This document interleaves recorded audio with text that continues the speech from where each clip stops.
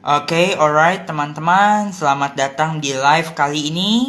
Sambil menunggu pada masuk ya, dan pembicara kita hari ini Brother Jason Vitono. Oke.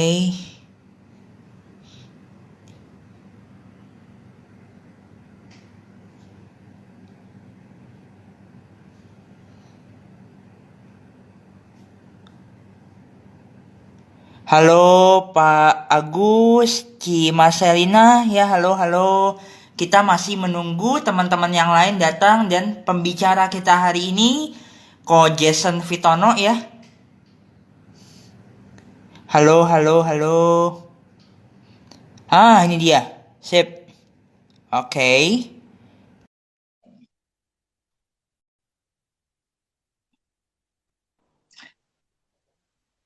Alright. Halo bro, suaraku terdengar jelas? Jelas bro, tapi kalau bisa pakai Jelas earphone ya. jadi lebih bulat. Better Sip. pakai earphone. Oke. Sambil menunggu teman-teman yang lain sebentar ya bro. Ya, Gimana bro, sekarang aktivitas lagi corona gini masih stay at home atau ada meeting-meeting juga? meeting via Zoom banyak kan sekarang. Stay at home Meeting via juga Zoom ya. ya? I Actually ya, see. ya enak sih. Jadi lebih hemat cost ya. Lumayan. Biasanya karena kita kalau lagi apa namanya meeting-meeting offline kan pasti uang transport jalan. Terus mau nggak mau mesti kumpul di Iya, restoran, beli kopi, beli teh, iya, beli benar. macam-macam. Nah ini At least lo mesti spend untuk ini entertain betul kan? bener, Sekarang banyak cost ya kepotong ya, lumayan lah.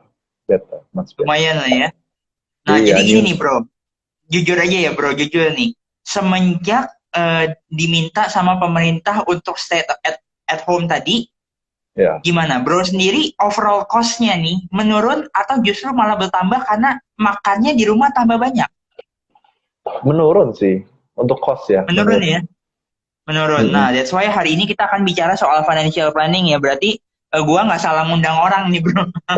Hmm. By the way, lu sendiri gimana? Jadi lebih banyak kegiatan di rumah terus gitu ya? Gue Iya liatin juga sih. lu aktif banget seminar-seminar Jo, gila, keren banget sih. Aktif banget ya. Seminar untuk training ya. Justru gini, di saat ibaratnya dulu kan gue banyak bikin training itu corporate tapi offline. Terus juga Ya, mentoring private offline. Nah sekarang semua mentoring private dan corporate training ya beralih semua ke online. Ya iya, kebetulan emang berasa kan lebih padat gue gak sih? dibilang lebih padat sebenarnya enggak sih. Cuman memang jadi sesinya itu orang bisa ibaratnya gimana ya? Kita lagi bicara, itu nanti sesi bisa direkam, mereka bisa ngulang-ngulang-ngulang lagi itu sesi. Mana menurutku lebih enak. Iya. Wow, ada mentor saya juga nih, Koli Kaifung. Halo, Oh, ada halo siapa lagi?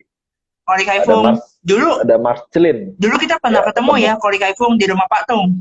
Kalau masih ingat Wah, beberapa tahun ini yang lalu banyak. di rumah Pak Tung waktu itu. Iya, makanya seru sih work from home begini ya. Dapat new wawasan juga ya. Oke. Aku mungkin opening dulu ya bro. Setelah ini bro bisa langsung mulai sharing. Biar bisa menghemat waktu juga. Boleh. Silakan bro. Oke, teman-teman. Thank you buat semua yang sudah hadir di sesi kali ini. Thank you juga buat yang kemarin udah nonton sesi live saya bersama dengan Kovel Dikawi. Kemarin kita ngomongin soal the power of ice breaking.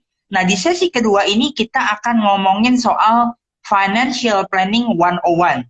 Nah, mungkin banyak teman-teman yang nanya gini, jadi kamu live lagi kapan adanya selain kemarin hari ini? Nah, untuk minggu ini sesi Instagram live terakhir saya ada di besok.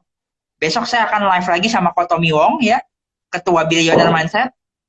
Teman-teman kalau memang besok masih mau nonton juga silakan di jam yang sama, jam 1 sampai jam 2 siang. Lalu setelah itu nanti kalau ada jadwal lagi akan saya informasikan lagi di Instagram story saya. Namun saat ini untuk jadwal yang confirm baru sampai besok ya. Nah, hari ini kita akan ngomongin soal financial planning 101. Kenapa sih kita penting banget atau perlu banget buat bahas hal ini? Karena gini teman-teman, saya ngelihat di era pandemi corona ini banyak bisnis yang lagi babak belur ya. Dan saat ini semua orang dituntut untuk bisa mengelola uang dengan baik. Karena kita nggak pernah tahu nih, what will happen atau apa yang akan terjadi setelah ini. Nah, so that's why hari ini aku mengundang Bro Jason untuk membahas dari dua hal. Yang pertama, bagaimana caranya mengelola uang untuk kondisi saat ini, dan bagaimana caranya mempersiapkan nih, mempetakan untuk pengelolaan keuangan di hari-hari mendatang atau di masa depan. Masa depan sini saya nggak bilang yang terlalu jauh dulu ya, kita bicara 6 sampai 1 tahun ke depan. Seperti itu teman-teman. Nah, buat yang belum tahu siapa itu Ko Jason ya, Ko Jason ini boleh dibilang sebagai seorang entrepreneur ya bro ya. Nggak usah panggil Ko lah. Iya. Panggil Jason aja. Kita kan beda setahun kali ya. Yoi. Jason ini disebut mungkin entrepreneur kali ya bro ya. Entrepreneur dan young financial planner. Betul ya bro ya? Iya betul. Dan Jason ini merupakan salah satu penulis buku yang Outstanding Rich yang aku terbitkan bareng Cilaula Lazarus 2 tahun yang lalu, dan thank God itu buku sudah masuk ke Gramedia, bahkan di beberapa Gramedia juga penjualannya lumayan oke, lumayan bagus. Dan gimana kok bro, kebantu nggak lewat buku yang Outstanding Rich? Dapat ini ya, dapat network baru nih kayaknya juga. Network ya ada, tapi kalau kebantu segi banyak hal ya, gua ngerasa dapat satu pengalaman sih Jo. Ibaratnya di usia sekarang ini gue bersyukur juga ibaratnya bisa kenal lu, bisa kenal teman-teman yang lain, dan dapat pengalamannya itu nggak gampang karena banyak orang yang udah hidup bahkan 50-60 tahun yang bahkan lebih sukses dari kita juga belum tentu nulis buku. Bener gak sih? Betul. Bro, nih sebelum lu masuk ke sesi, orang mungkin masih penasaran. Sorry bro, umur lu berapa sih sekarang? Oke, jadi gue kelahiran tahun 98. Gue berarti saat ini nanti Juni 22 umur. 22 sih, teman-teman masih muda banget, namun udah bisa jadi financial planner yang hebat. So teman-teman, untuk Bapak Ibu semua nih yang mungkin menonton acara ini, yuk kita buka dulu nih, kosongkan gelas dulu untuk belajar dari teman-teman yang mungkin masih muda, karena mereka-mereka nih meski masih muda, namun ilmunya itu juga update loh. So yuk silakan, Bro Jason bisa dimulai. Iya, aku mulai dulu dengan mengajukan pertanyaan ya. Gimana nih caranya bro untuk bisa mengelola keuangan bro? Silakan dimulai dulu. Belum itu boleh kenalin diri kali ya. Jadi gue Jason dari MRT Group, Partner of Financial, dan aku ibaratnya menjalankan di bidang keuangan nih udah into 5 years gitu loh. Jadi benar-benar mendalami bidang profesionalnya itu 3 tahun terakhir ini. Jadi kalau dibilang gimana sih cara kelola keuangan? Kelola keuangan itu kan bicara prinsip. Nah, jadi kalau prinsipnya itu ada 5S. Teman-teman bisa catat juga nih, kalau ada catatan di teman atau di note teman-teman di HP, bisa catat nih, ada 5S. Prinsipnya yang pertama, perlu ada unsur namanya sharing. Nah,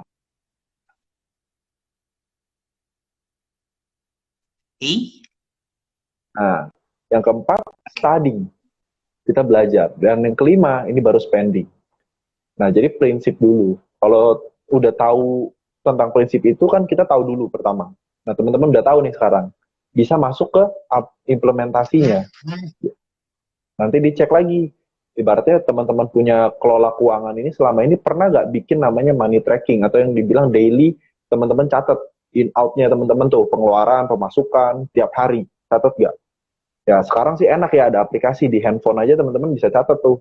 Banyak aplikasi soal keuangan ya teman-teman bisa cari di itu. Kalau saya pribadi pakai Money gitu. Nah, teman-teman bisa, bukan promosi aplikasinya enggak, saya cuma ibaratnya memakai, ya saya sharing aja hari ini. Gitu sih Jo. Sorry bro, namanya apa bro? Mungkin boleh ditulis nama aplikasinya di chat ya, biar teman-teman bisa pada ini. Nah, jadi bisa download di Play Store sama App Store nih, gitu. Jadi promosi ya. Halo Ko Ferdi Kawi, nah ini luar biasa nih, icebreaker kita. Ini speaker kemarin kita yang luar biasa. Yuk lanjut Bro Jason. Ya, jadi dari prinsip 5S itu teman-teman udah punya belum unsur ini dalam keuangan. Nah, tinggal bagi porsinya, betul gak sih? Nah, kalau porsinya ya ada beberapa yang ngomong, kalau kita terima rezeki 100%, sebenarnya tuh hak kita cuma 97,5%. Untuk teman-teman yang muslim, 2,5% untuk infak zakat. Tapi kalau untuk teman-teman yang Kristiani, Nasrani, dan sebagainya, Katolik, per puluhan katanya, per 10% dan sebagainya. Nah, saya juga menganut, mungkin yang di Buddhism dan sebagainya, eh, prinsipnya adalah 5-10% itu udah oke untuk teman-teman punya sharing. Nah, saving bicara ada dua, jangka panjang, jangka pendek. Kalau jangka panjang teman-teman tahu nih mau tujuannya misalkan beli rumah atau teman-teman sekolah anak, pendidikan dan sebagainya atau teman-teman pengen nanti pensiun, nah itu kan jangka panjang tuh.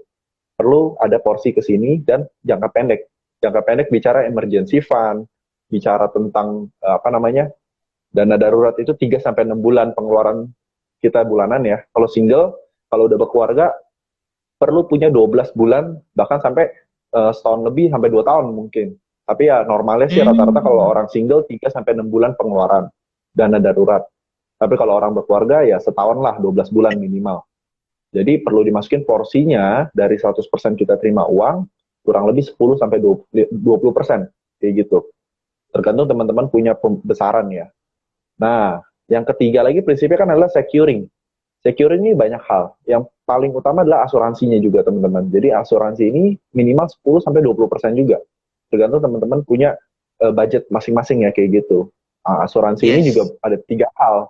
Ada yang kesehatan, ada yang sakit kritis untuk pengganti income, ada yang untuk warisan meninggal. Jadi teman-teman perlu tahu tuh stage of life teman-teman di mana. Saat single, saat berkeluarga, saat nanti punya tanggungan orang tua, punya anak itu berbeda semua. Kayak gitu. Nah, terus ada namanya studying. Jangan lupa teman-teman, sisihkanlah 5-10% untuk teman-teman pengembangan diri. Baca buku, teman-teman ikut seminar, ikut webinar, ikut komunitas, yang dimana teman-teman untuk mengembangkan satu, knowledge teman-teman. Investasi leher ke atas nih, invest above the neck. Karena itu penting banget. Dan teman-teman kan tahu, ikut seminar, ikut namanya pembelajaran, beli buku tuh ada investasinya gitu loh. Dan ini saya Yes. belajar waktu dari tahun saya masuk dunia apa namanya keuangan kayak gini-gini belajar 2015. Tapi benar-benar saya terapin dan saya ngerti, saya paham, saya lakukan itu 2017. Jadi butuh waktu saya 2 tahun baru saya bisa melejit gitu loh. Nah, terus yang terakhir spending. Spending ini ya kurang lebih 50-60% dari teman-teman punya apa namanya pemasukan. 100% terima berarti kan 50-60%. Dari 50-60% ini ada unsurnya apa? Kebutuhan dan keinginan. Kan teman-teman juga pasti perlu hobi. Nah, mungkin lu kerja, kerja, kerja, kerja, kerja, kerja, kerja, tahu-tahu udah umur 60, 70, Betul. waduh udah waktu Yes. pensiun nih. Yes. Gitu. Tahu-tahu udah nggak produktif. Pas ditanya sama cucu, kek selama ini hidup gimana, happy gak? Wah, nggak tahu. Taunya kerja doang. Pokoknya kakek tuh kerja keras. Pokoknya kakek tuh luar I biasa see. kerjanya. Ngumpulin duit demi anak, demi ini. Apakah itu pilihan yang bijak? Ya, balik lagi ke teman-teman. Itu sih, Jo. Oke, tadi aku sedikit simpulkan lagi tadi untuk teman-teman yang mungkin datangnya telat, tadi kita lagi ngomongin soal 5S teman-teman. S yang pertama itu sharing atau berbagi, donasi, zakat, dan sebagainya. Lalu S yang kedua adalah saving, S yang ketiga adalah security, salah satunya adalah dengan asuransi, ya investasi, dan yang keempat tadi studying ya bro ya, atau uang yang kita investasikan untuk belajar atau investasi leher ke atas, investasi ilmu untuk mengembangkan diri. Dan S yang terakhir tadi kita punya spending. Nah, spending ini untuk kita membeli kebutuhan, keinginan, membeli hobi, lalu kebutuhan sehari-hari lah.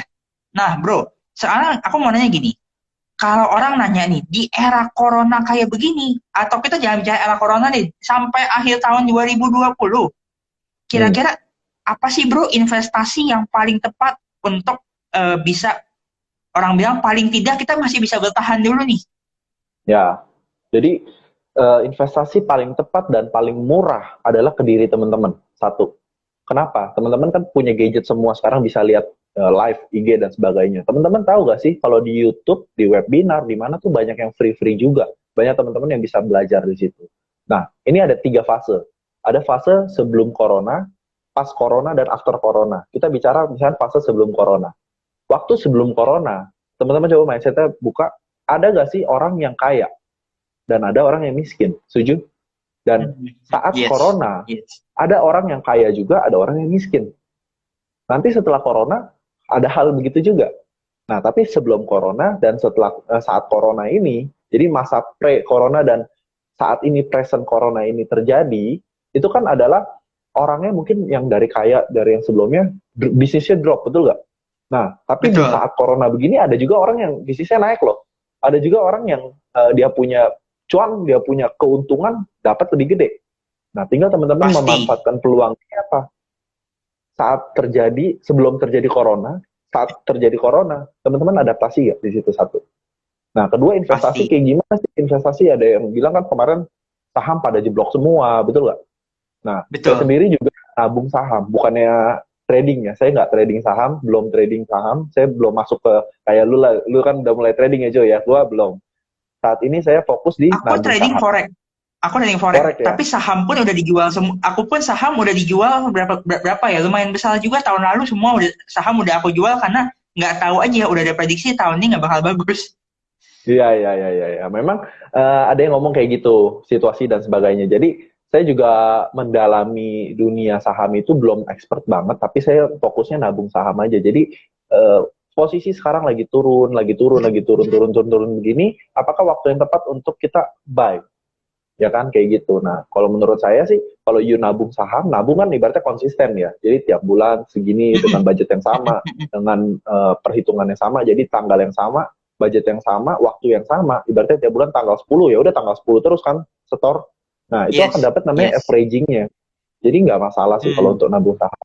Terus investasi lain, misalkan properti ya, teman-teman lihat sendiri aja, ada properti yang bagus-bagus juga, memang situasi lagi turun, tapi kalau you punya cash, cash is the king, katanya kemarin siapa ya, ngomong Warren Buffett ya, cash is the king Yes. katanya. Kalau misalkan situasi kayak gini, you punya cash bagus, ada lahan yang oke, lokasi oke, why not, gitu kan. Nah, balik ke kekuatan teman-teman masing-masing, kayak gitu. Terus investasi tadi dibilang paling bagus apa sih saat ini? Ya saat ini yang paling murah dan paling memungkinkan adalah investasi terhadap diri teman-teman sendiri. Maksudnya apa? Ya belajarlah skill baru, belajar tentang pengembangan diri, mulai lagi belajar tentang pola pikir, tentang keuangan, banyak hal aspek-aspek kehidupan yang paling mungkin teman-teman lupa adalah kesehatan mungkin. Kesehatan juga penting Yes. teman-teman.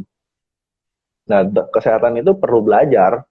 Ya apalagi saya juga ikutin ya teman-teman bisa ikutin IG-nya Mbak ini ya Beli Aderai. Nah itu juga banyak ya sharing soal kesehatan Hmm. di situ teman-teman bisa ikut. Nah, cuman gini, ini mungkin banyak yang sering kali malah jadi salah kaprah nih. Sedikit aku mau kasih kasih tambahan ya, Bro ya. Silakan tuh. Teman-teman, saat ini memang Instagram live gratis, YouTube live gratis dan sebagainya memang lagi banyak banget nih, lagi menjamur di mana-mana. Semua orang lagi bikin program ini.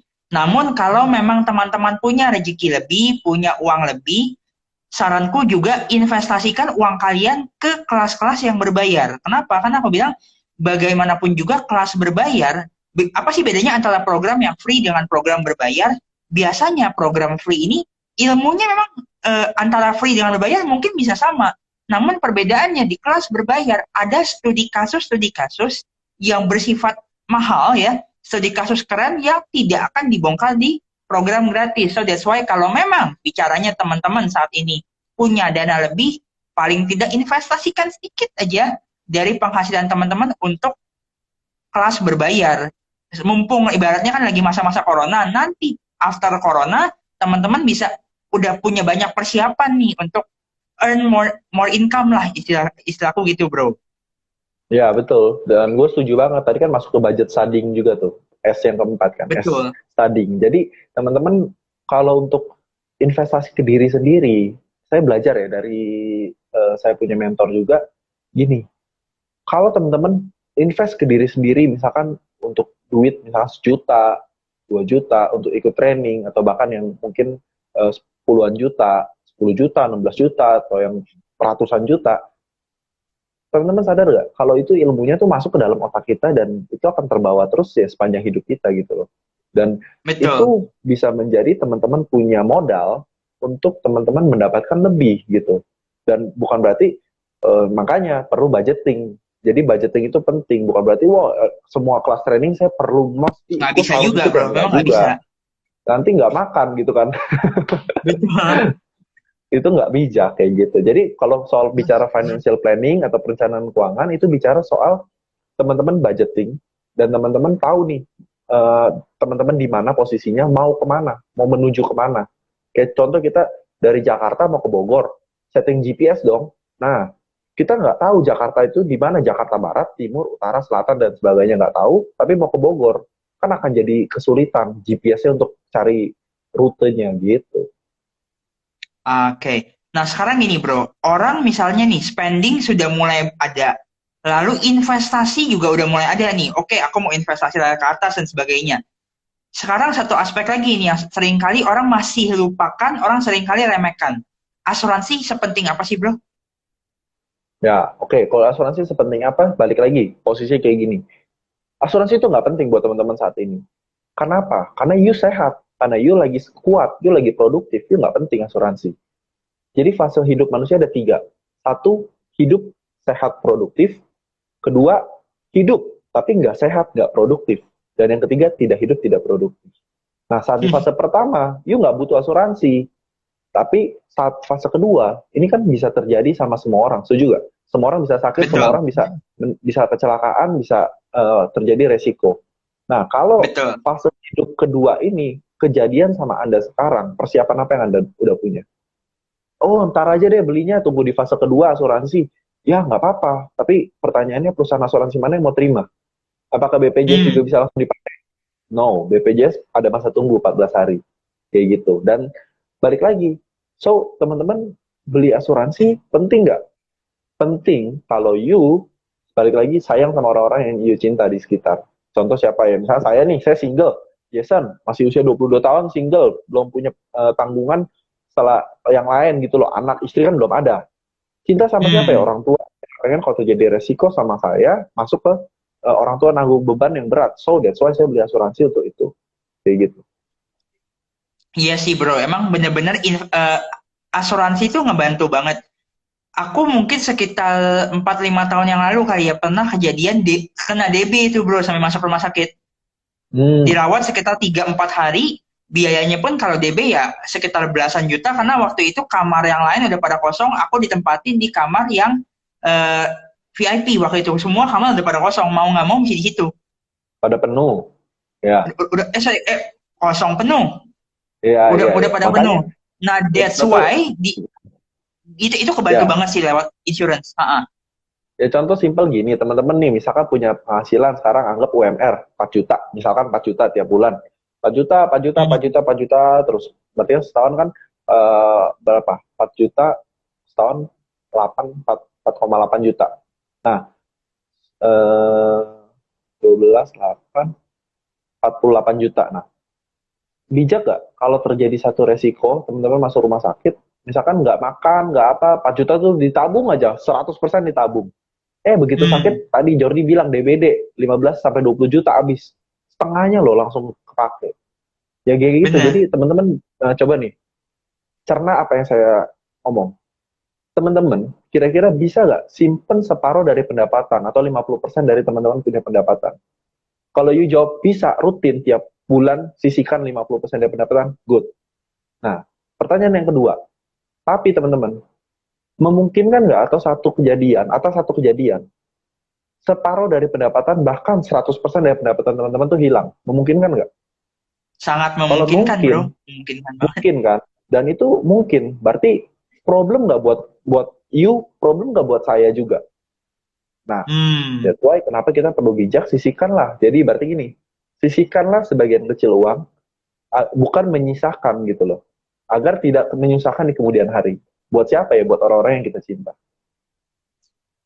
Nah, Bro, sebelum aku open sesi tanya jawab, ada satu pertanyaan lagi nih. Ini yang mungkin sering kali ditanyakan sama beberapa orang yang aku sering banget lah nemuin pertanyaan ini. Tadi kan Bro ibaratnya udah ngajarin nih gimana caranya untuk melakukan ibaratnya yang 5S tadi, Hmm, mulai budgeting. Nah, pertanyaannya gini, Bro.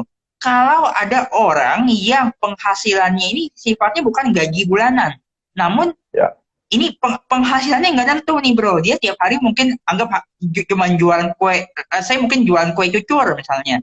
Setiap ya, hari kadang dapat cuman mungkin kejual 50, kadang bisa kejual 100. Income-nya nih nggak tentu, Bro.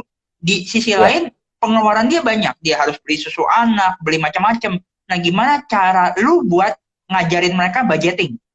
ya. Nah, so gini, uh, Ini juga welcome dulu ada Ko Antoni Sudarsono. Wow, kok. Halo, Bro Nah, Anthony. Waduh. kalau dibilang tadi penghasilannya mepet banget gitu loh. Di situasi yang Hmm, mepet banget. Gimana buat budgeting? Yes, budgeting itu bisa dikelola ketika teman-teman punya budget. Setuju ya? Kalau teman-teman nggak punya budget, ibaratnya kepepet, solusinya gimana? Ya cari penghasilan dulu tambahan, gitu loh. Cari penghasilan tambahan. Kan teman-teman tahu dong kebutuhan ya, contoh buat makan, susu misalkan tadi, susu anak misalkan buat pulsa, buat transport, kan teman-teman tahu tuh tiap bulan berapa. Contoh setiap bulan pengeluaran rutin saya 3 juta misalkan, 3 juta hmm, rupiah. Dari penghasilan jualan kue tadi dan sebagainya cuma 2,5 juta, berarti kan selisih 500 ribu. Betul nggak? betul, Nah, ya mau betul. nggak mau cari penghasilan tambahan, gimana caranya 500 ribu tuh tercapai dulu. Minimal sama kebutuhan. Udah bisa budgeting belum? Ya belum bisa dong, karena kan belum ada budget. Nah, next gimana? Cari lagi penghasilan tambahan. Mau nggak mau, atau teman-teman solusi mau turunin teman-teman punya kewajiban tiap bulan, teman-teman punya kebutuhan tiap bulan, atau naikin pendapatan, kan gitu. Kalau saya Yes, lebih pilih ya naikin kita punya penghasilan. Karena namanya betul. kebutuhan tiap tahun tuh naik. Ada inflasi, teman-teman. Inflasi itu maksudnya gini. Simple. Dulu beli bakso 10 tahun yang lalu, satu mangkok harganya cuma misalkan 10 ribu. Nah, 10 tahun sekarang, harga bakso satu mangkok udah 30 ribu. Bahkan kalau di mall ada bakso sampai 60 ribu satu mangkok. Betul, iya. Nah, mangkoknya sama, tapi harganya berbeda. Itu yang disebut inflasi. Ya, kita kan di Oke, Indonesia laju inflasinya lumayan tinggi. Ya, tinggi, tiap sektor yes. beda-beda. Ada sektor pendidikan, kesehatan tuh beda-beda. Yang paling tinggi itu ya adalah kesehatan dan pendidikan, faktor inflasinya. Tapi rata-rata anggap aja 10%, misalkan kayak gitu. Nah, ini juga I masuk ke see. mindset nih. Misalkan kayak gini. Saat kamu terima duit, ya, masuk nih duit nih. Kamu sisihkan dulu, kamu buat saving dulu, atau kamu buat spending dulu.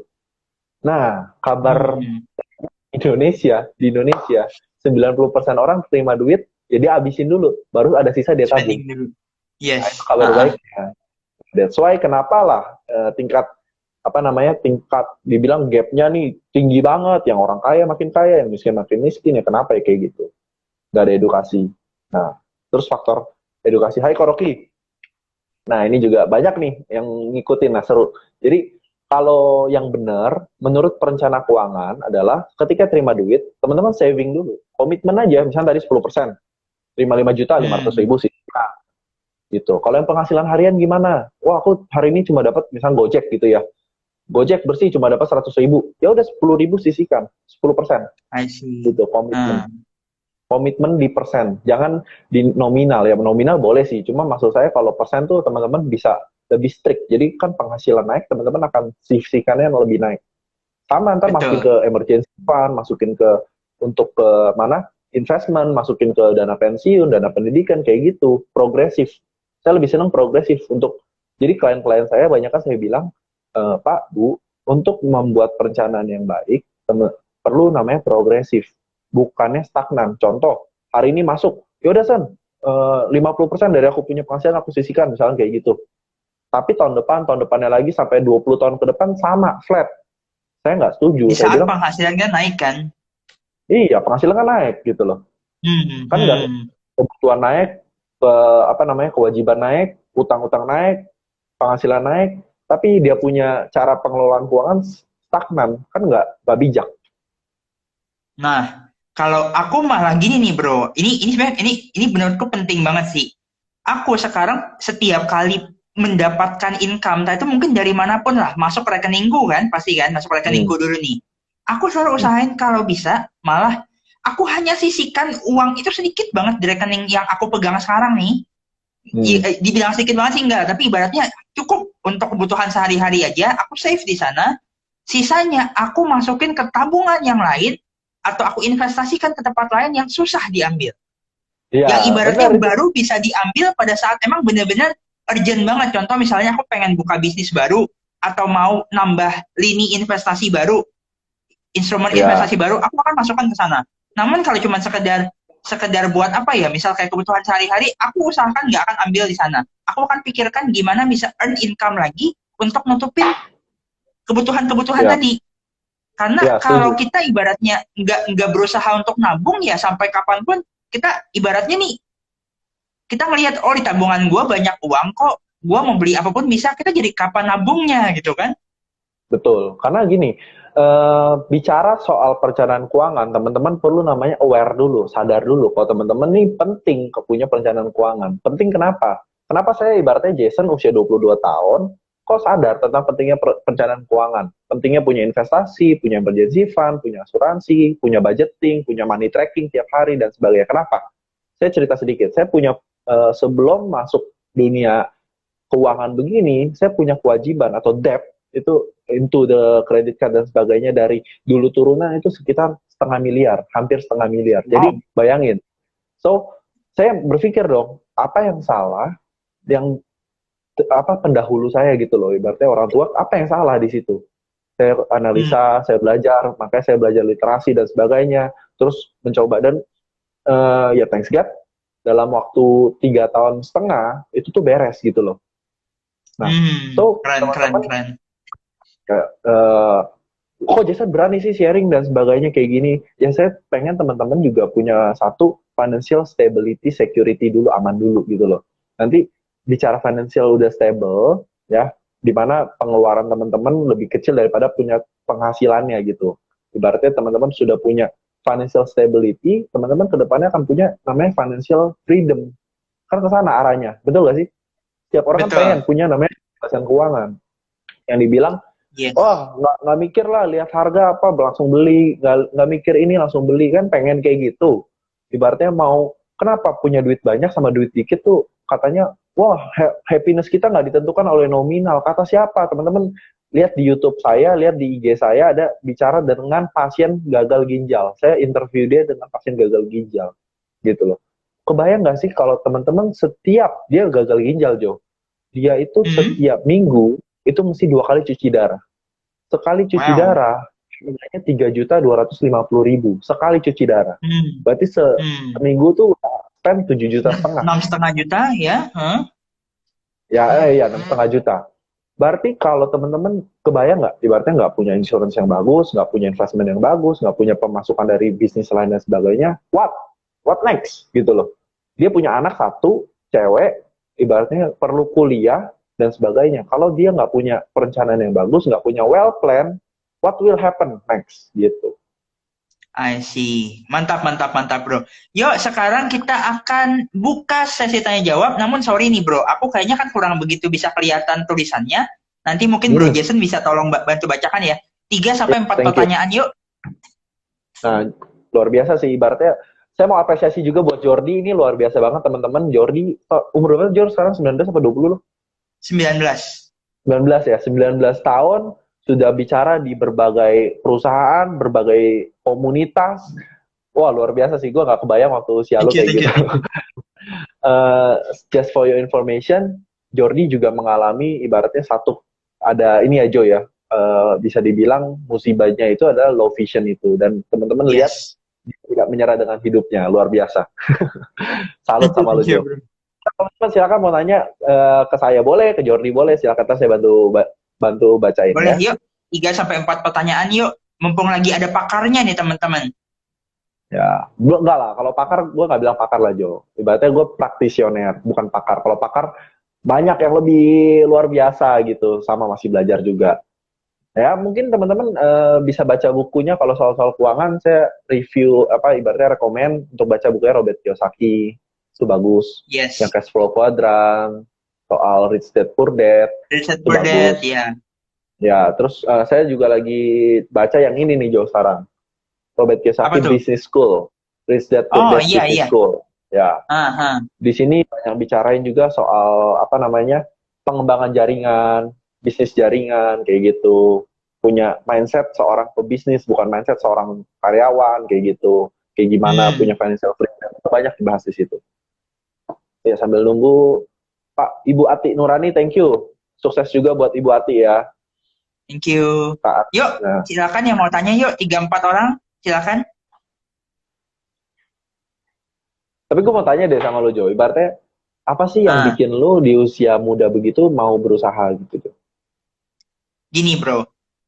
Gua tuh dulu waktu mungkin sebagian dari teman-teman juga udah pernah denger lah cerita gua, dan kalau yang belum pernah denger mungkin bisa cek di my YouTube channel, di beberapa YouTube channel cari search nama gua tuh banyak lah story-nya.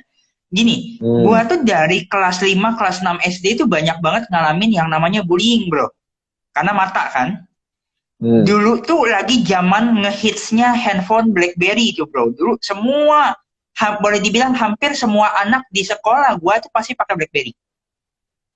Gue Ya. ngomong hampir semua, ini karena kita bicaranya satu sekolah. Tapi kalau di kelas gue pribadi, semua anak udah pakai BlackBerry. Bahkan dari anak yang paling kudet sekalipun, dia pun udah pakai BlackBerry, bro. Hanya gue doang Hmm. satu-satunya anak di kelas yang nggak pakai BlackBerry.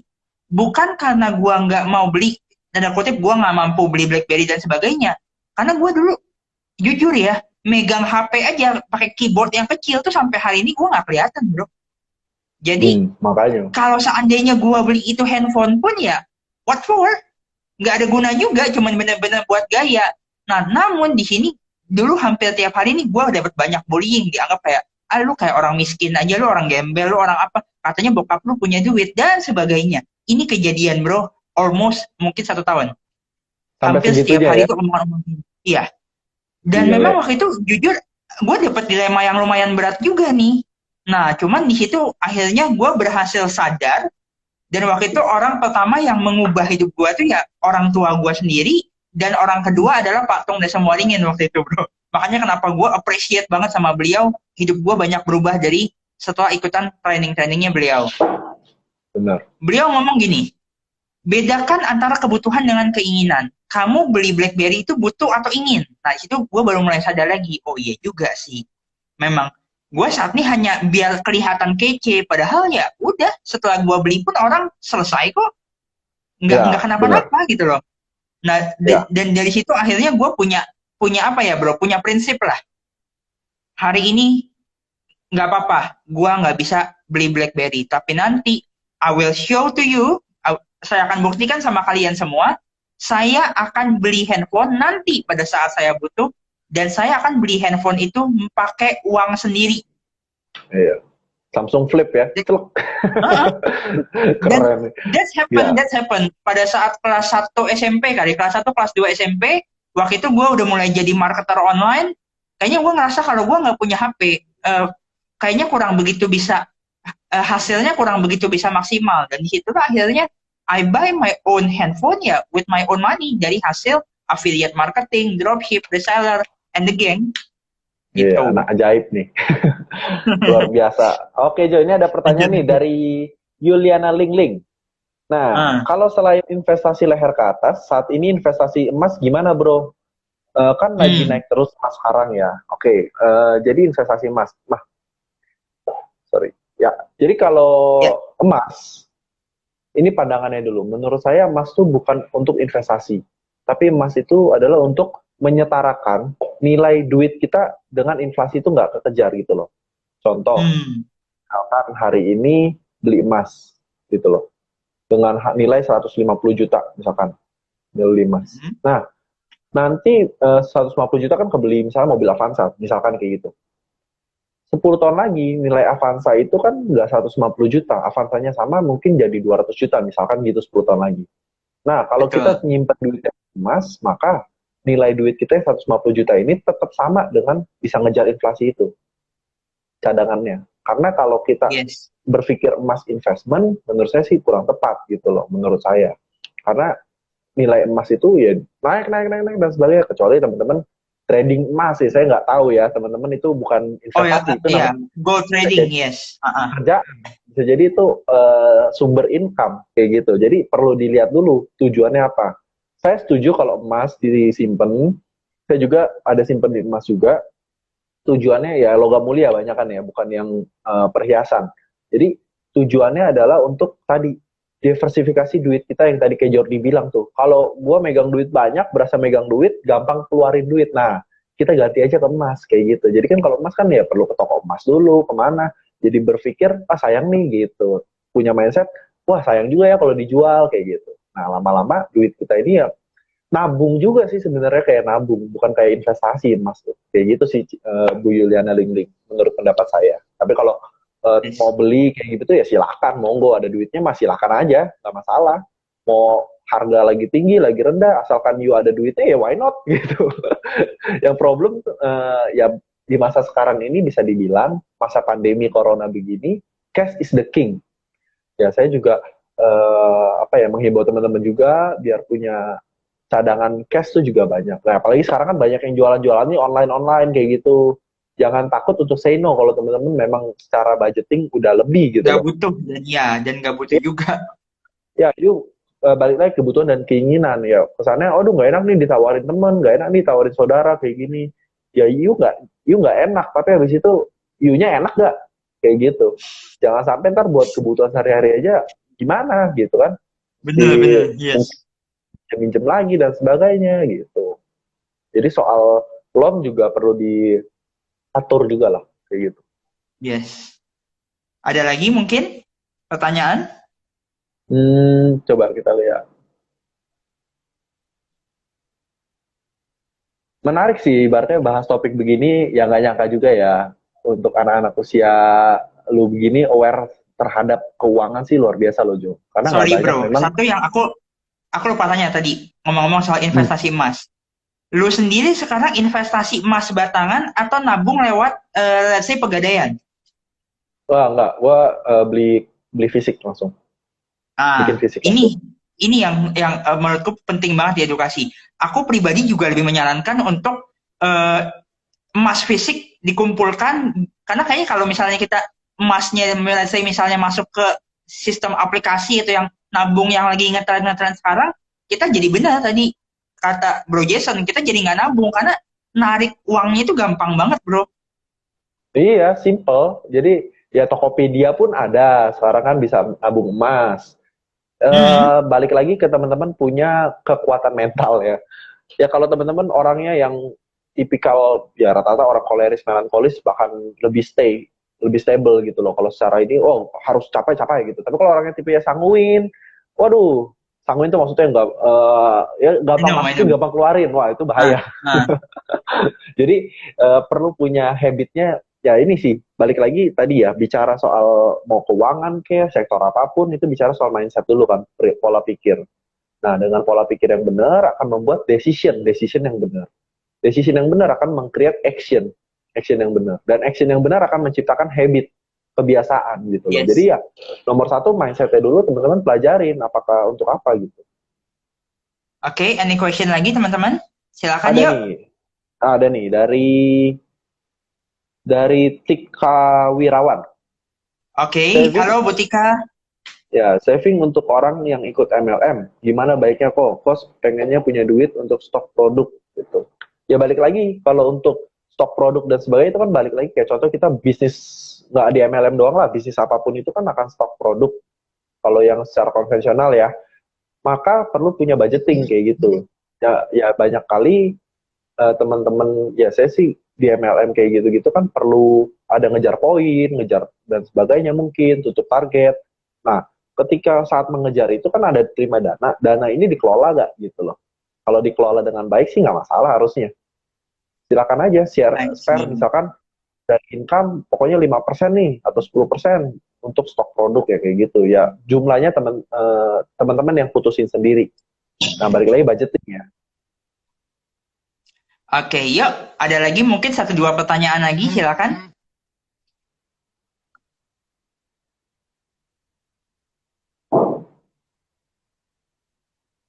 Nah, mungkin gini bro, sambil nunggu yang lain pada nanya nih. Kalau ada orang yang misal kepingin belajar lebih lanjut nih, sama Bro Jason, mau belajar lebih lanjut, atau misalnya kepingin belajar seputar investasi lah. Bro, ada program Oke. nggak? Atau orang harus harus kemana gitu? Ya, kalau jadi gini prinsip saya kan memang entrepreneur as a financial planner. Nah, teman-teman, saya ini di bidang ibaratnya bekerja sama untuk mencetak entrepreneur satu sisi dan satu sisi lain saya bekerja sama dengan Prudential untuk di bidang insurance, investment dan sebagainya. Tapi saya bukan expertise di bidang investmentnya. Jadi kalau investment itu ya kita saling tukar pikiran aja. Bisa DM saya silakan, feel free. Teman-teman mau belajar, mau ini welcome aja. Kita bisa kontak, keep kontak. Saya juga ada kontak saya di Instagram, teman-teman silakan follow aja. ya perkenalkan diri lah ya, jangan diem-diem aja. Saya kan nggak tahu, teman-teman follow tapi nggak tahu sih, kita nggak tahu kayak gimana. Ya kalau mau belajar, saya juga ada komunitasnya di MRT Group, teman-teman. Jadi MRT Group itu wadah untuk dari agensi lah. Agensi ini untuk create entrepreneur kayak gitu loh. Ya banyak sih yang dipelajarin di sana, berbagai background, berbagai apa. Dan saya senang banget, bersyukur bisa gabung di MRT Group itu. Dan satu apa ya, pandangan luas, saya mulai pertumbuhan dari komunitas kayak gitu. Ya atau teman-teman punya komunitas pribadi masing-masing yang bagus-bagus juga, ikutin aja terus. Sering nanya dan sebagainya. Atau yang ada billionaire mindset juga ya yang Joe ikut ya. Gue juga pernah ikut tuh. Billionaire mindset tuh juga bagus kayak gitu. I see. Nah ya, so that's why buat teman-teman yang mau belajar lebih lanjut bisa follow Instagramnya Bro Jason di @jasonvitono ya. Instagramnya bisa teman-teman cek di atas ini kan ada ya, @jasonvitono. Follow dulu aja dan jangan lupa untuk kenalan, jangan lupa untuk saling sharing, dan kalau mau gabung ke komunitasnya Bro Jason bisa gabung ke MRT Group ya tadi ya. Yes, betul. Untuk saling belajar. Yuk, ada lagi mungkin 1-2 pertanyaan lagi, silakan. Ya, hai Bro Iswandi. Oh, ini dari Surabaya, dari mana? Seru sih. Ikut apa ya Jo ya? Ini dibilang new normal, di mana kebiasaan orang tuh berubah semua. Dan ini jadi situasi yang memang nggak normal lagi gitu loh. Dan gue melihat ini satu Betul. peluang di mana kita bisa engage sama seluruh Indonesia, orang-orang di seluruh Indonesia. Yes. Kebayang nggak sih kalau Yes. dulu mau ngadain seminar, dia ngumpulin 500 orang, 600 orang, satu terbatas venue, terbatas apa. Sekarang via Zoom aja yuk bisa sekali Zoom itu, atau via YouTube, via apa, bisa 3.000 orang, 5.000 orang. Betul. Wow, Betul. Yes. it's like normal gitu loh. Nah, ya saya juga mau ajak teman-teman lihat situasi ini, teman-teman lihat ada peluang apa di situ gitu loh. Ya, kalau diem aja cuma nonton drakor-drakor doang, nggak produktif, ya kan sayang. Nah, dari drakor sendiri kan juga teman-teman banyak pelajaran tuh bisa didapat. Dan saya ngeliat YouTube juga banyak banget pembelajaran, apalagi Pro Jordi juga sering banget ngadain seminar-seminar yang kayak gitu, dan itu keren banget, teman-teman bisa ikutin.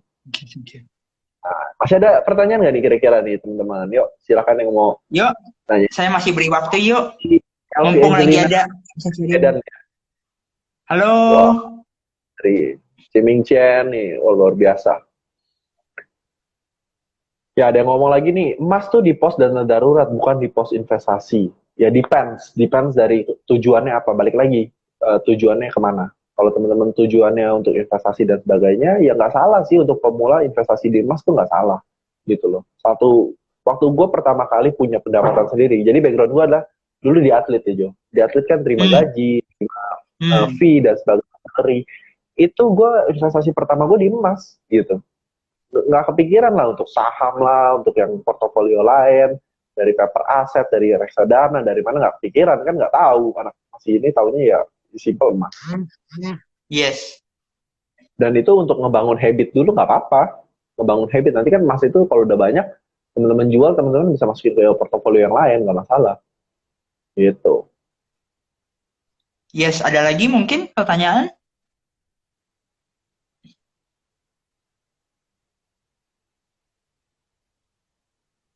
Ya nggak apa-apa lah, sambil cerita aja ya. Ntar kalau ada pertanyaan boleh. Gini bro, Instagram Live cuma bisa 1 jam. Ini waktu kita kayaknya sebentar lagi sudah mau habis bro. Mungkin bro bisa kasih dulu nggak sedikit kesimpulan sebelum kita closing? Yap, boleh lah.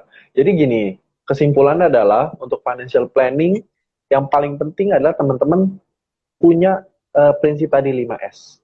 S yang pertama sharing, untuk yang kedua saving, ketiga securing, keempat studying, kelima spending.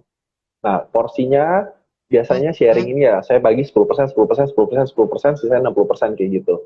Tapi ntar mau 5%, mau 10% sendiri, atau mau digedein, balik ke teman-teman punya budget ya. Teman-teman yang tahu dapur lah, teman-teman yang tahu dapur teman-teman. Nah, so setelah udah punya prinsip ini, teman-teman punya budgeting nggak selama ini? Catat nggak pemasukan pengeluaran teman-teman ini, dicatat nggak? Gitu loh. Punya money tracking nggak? Perlu tracking dulu. Berarti kita udah tahu nih, oh kita berada di Jakarta, misalkan di Jakarta Pusat. Jakarta Pusat, Cempaka Putih. Cempaka Putih, saya mau ke Bogor, gitu loh. Ya udah tinggal set GPS-nya, misalkan keuangan kayak gitu udah tahu, oke, saya mau set ke Bogor, tinggal tentukan tujuannya. Nah, jadi teman-teman perlu tahu lagi ada di mana dan tujuannya mau kemana. Tujuan keuangan teman-teman juga sama. Nah, selama I perjalanan see. ini kan bakal ada banyak resiko, banyak godaan dan sebagainya. Punya nggak asuransi gitu loh? Kalau you belum punya asuransi, wah problem banget.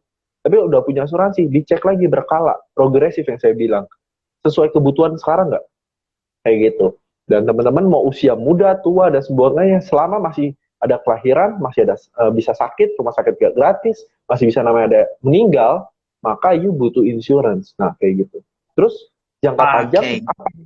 persiapin nggak jangka panjang untuk investment teman-teman punya dana pensiun, you mau punya pension life yang kayak gimana, mau punya dana di usia nanti after nggak produktif, kayak gimana yang tadi 3 fase kehidupan itu, coba teman-teman pikirin dari sekarang, desain dari sekarang, ibaratnya, oh 5 tahun lagi saya mau punya, ibaratnya bikin grand design of life lah. Teman-teman 5 tahun Yes. lagi mau kayak gimana nih? Mau punya keuangan yang seperti apa? Mau punya aspek kehidupan yang lain ya? Contohnya ke kesehatan, keuangan, keluarga, mau kayak gimana, percintaan mungkin dan sebagainya. Gitu. Jadi tentukan dulu tujuannya dan teman-teman Oke. breakdown. Teman-teman breakdown mau lakukan perlu planningnya apa aja. Ya udah tinggal lakukan habis itu. Oke. So, buat karena mengingat waktu kita sudah mau hampir habis, buat teman-teman yang mungkin masih punya pertanyaan seputar investment, insurance, cara pengelolaan keuangan, sekali lagi bisa follow Instagramnya Bro Jason di @jasonvitono ya. Teman-teman bisa langsung follow sekarang dan nanti bisa langsung kenalan dulu DM beliau, bisa langsung kontak juga beliau via WhatsApp ada di Instagram dan nanti saya harap teman-teman dari sesi ini bisa mendapatkan sesuatu yang luar biasa. Nah, kalau ada teman-teman yang mungkin telat nontonnya, saya akan share video ini dalam waktu 24 jam ke depan dan mungkin nanti sore video ini juga akan saya upload ke YouTube ya, YouTube pribadi saya, YouTube channel Jody Siddhartha. Teman-teman bisa tonton lagi videonya di sini di channel YouTube saya dan nanti kalau ada pertanyaan bisa langsung follow Instagramnya Bro Jason. Nah, teman-teman buat yang udah nonton hari ini, sekali lagi saya ucapkan terima kasih. Besok saya masih ada sekali lagi Instagram Live bersama dengan Ketua Umum Komunitas Billionaire Mindset Indonesia, Kotomi Wong, di jam yang sama, di jam 1 sampai jam 2 siang. Besok ya, ini yang terakhir di minggu ini, nanti kalau ada jadwal lagi, ada schedule lagi, saya akan informasikan ke teman-teman lewat Instagram story saya. Sekali lagi, thank you Bro Jason buat sharingnya nih hari ini. Insight banget, ilmunya keren banget, masih muda, namun isinya udah top ya. Thank you Bro. Dan Thank you thank you banget, yo. juga buat teman-teman yang udah hadir nonton live kali ini. Banyak banget pengusaha-pengusaha dan pembicara top juga yang tadi udah menghadiri live kita. Thank you banget teman-teman. Aku mendoakan ya, terutama buat Bro Jason juga dan buat teman-teman semuanya, stay healthy, stay wealthy ya.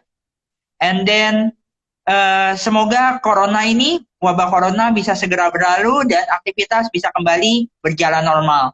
Thank you bro. God bless you Thank teman-teman you. semuanya. God bless you. Thank you. Yuk, aku end dulu ya. Bye-bye. See you Bye. all. Thank you all. Iya.